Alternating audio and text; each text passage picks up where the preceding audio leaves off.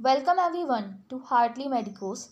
Today in this video we are going to learn about vital signs. Vital signs are measures of various physiological status in order to assess the most basic body functions. And these signs are governed by vital organs. Thus we can say that these findings can also reveal the slightest deviation from the normal body functions. All of these vital signs can be observed, measured, and monitored, and this enables us to assess the level at which an individual is functioning. So, normal ranges of measurements of vital signs change with age and medical condition. If in infant or in neonates, if we see that there is a slight change in the measurements of pulse or respiration or temperature and blood pressure. So, vital signs are useful for detecting and monitoring any medical problems. और vital signs can be measured in medical settings में भी कर सकते हैं, home पे भी कर सकते हैं, मेडिकल इमरजेंसी के जहाँ पे मेडिकल इमरजेंसी हुई है या फिर elsewhere. First vital sign is body temperature. Body temperature may be defined as the degree of heat maintained by the body, or it's the balance between the heat produced and heat lost in the body. So the body temperature is maintained by two mechanisms. First is thermogenesis by production of heat and thermolysis by the loss of heat.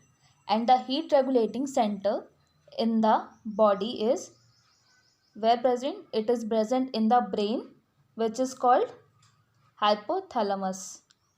Unless it is lost from the body, unless the heat is lost from the body, no balance can be maintained. And now we will learn कि body में heat produce कैसे होती है through the oxidation of food. जो भी हम protein, carbohydrate, fat का intake करते हैं तो वो हमें एनर्जी प्रोवाइड करता है जिससे कि हमारी बॉडी में हीट प्रोड्यूस होती है. Second is exercise. During exercise, जब भी आप करते हो एक्सरसाइज तो उससे जो हमारी बॉडी है वो फास्टर जनरेट करती है heat. Thus the heat is generated in the body. We can say there is change in the body temperature. Second is strong emotions such as excitement, nervousness, anxiety. ये जो सारे stimulate करते हैं हमारे autonomic system को, जो कि हमारे बॉडी में हीट जनरेशन का काम करते हैं. Next is hormonal effect. अगर इंक्रीज एक्टिविटी हो जाती है अगर थायराइड ग्लैंड की या फिर एड्रिनल ग्लैंड की, जिसके वजह से हमारी बॉडी का टेम्परेचर रेज हो जाता है. And sometimes during the ovulation period in women the body temperature is slightly increase to 1 degree from the normal body temperature.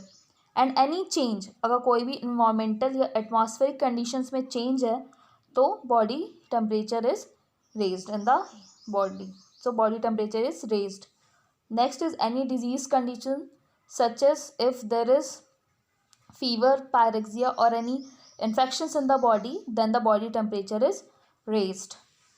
And also note this, during sleep the body is less active and heat production is less जब हम सोते हैं. Next is ways of losing heat from the body, जैसे कि आपको दिख रहा होगा स्लाइड पे. That is radiation. रेडिएशन क्या होता है? Radiation is a transfer of heat from the surface of one object to another which are not contact in each other. यानी कि दो सरफेस के बीच में जब भी हीट ट्रांसफ़र होती है जो कांटेक्ट में नहीं है तो उसको हम रेडिएशन बोलते हैं. Is the vaporization. जो हमारी वेपराइजेशन इज़ अ प्रोसेस जिसमें कि जो भी कोई लिक्विड स्टेट में कोई भी सब्सटेंस है वो डायरेक्टली वेपर स्टेट में चेंज हो जाता है. तो जो हमारी बॉडी है वो एक large amount of heat loss करती है by evaporation of perspiration and sweat.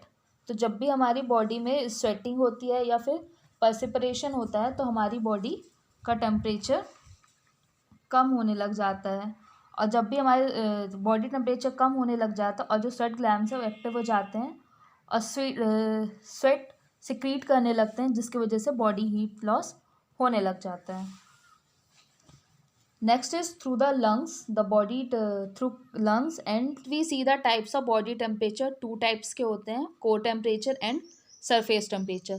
जो core temperature होता है it is the temperature of deep tissues of the body and core temperature हमेशा कांस्टेंट होता है, दैट इज़ उसका जो टेम्परेचर मेंटेन होता है वो 37 डिग्री सेल्सियस और 98.6 फ़ारेनहाइट ही रहता है, irrespective of the changes in the environment. और जो ट्रू कोर टेम्परेचर है उसको इन्वेजिव टेक्निक्स के बेसिस पे ही हम असेस कर सकते हैं।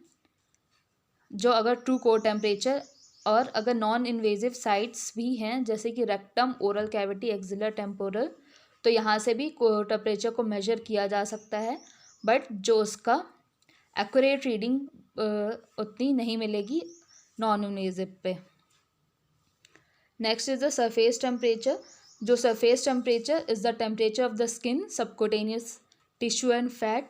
एंड जो सरफेस टेम्परेचर है वो राइज एंड फॉल होते रहता है according to the environmental changes. अगर हम ओरली ले रहे हैं बॉडी टेम्परेचर इन एडल्ट तो वो 36.7 डिग्री सेल्सियस और 98.6 डिग्री फ़ारेनहाइट रहता है।